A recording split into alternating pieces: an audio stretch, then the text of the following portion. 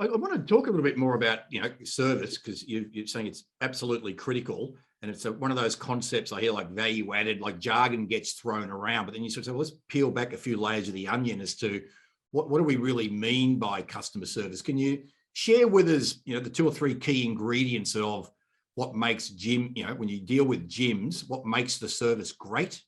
Well, we have very strict requirements in place. First of all, when you get a lead from a client, it always comes through as a lead.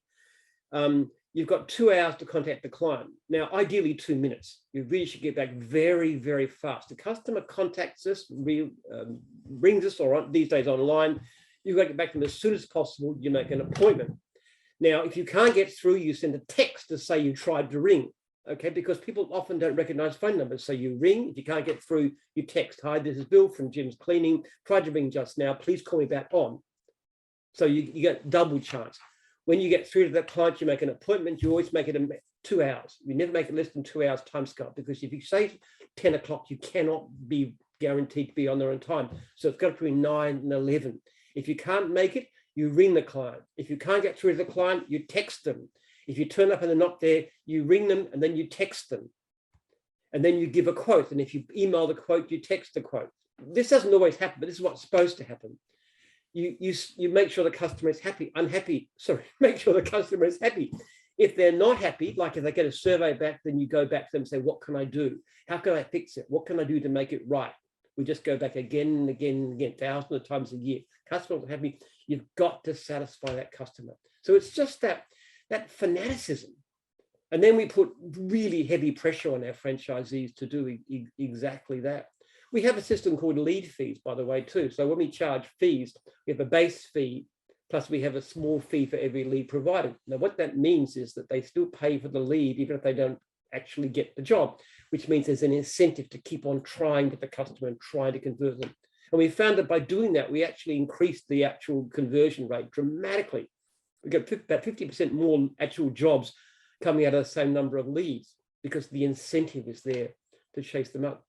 We think about 75% of all leads to jobs, which is remarkably high, particularly because we are actually stressed. We are not the cheapest. We actually tell our franchisees to charge well.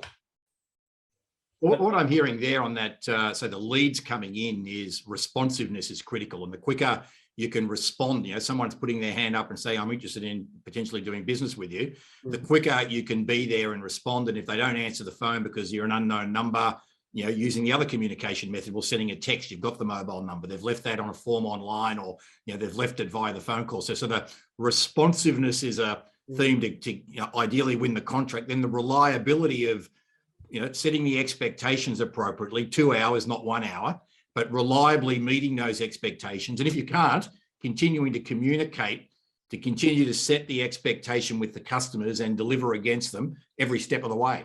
About 90% of complaints are not about quality of work. They're about timing issues, not ringing back, not turning up, those kind of, not sending a quote, this kind of thing. Look, just to give you an example of how much timing matters. We did a survey once. We survey everything. We're always surveying everything. We survey franchisees, survey clients.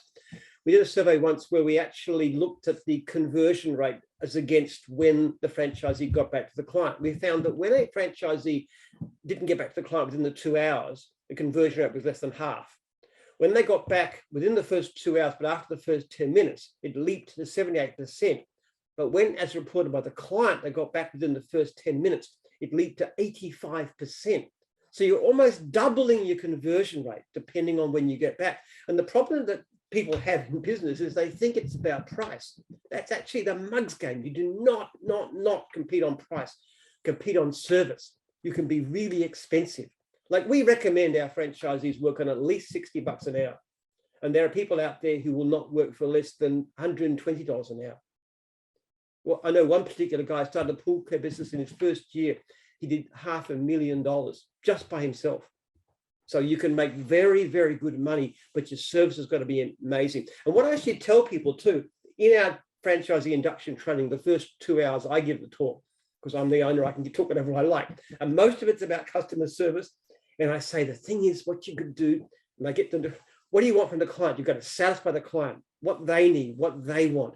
But just satisfying is not enough. What you really want is, wow, that's fantastic. I can remember a client saying to me, I've never knew my lawn could look that good.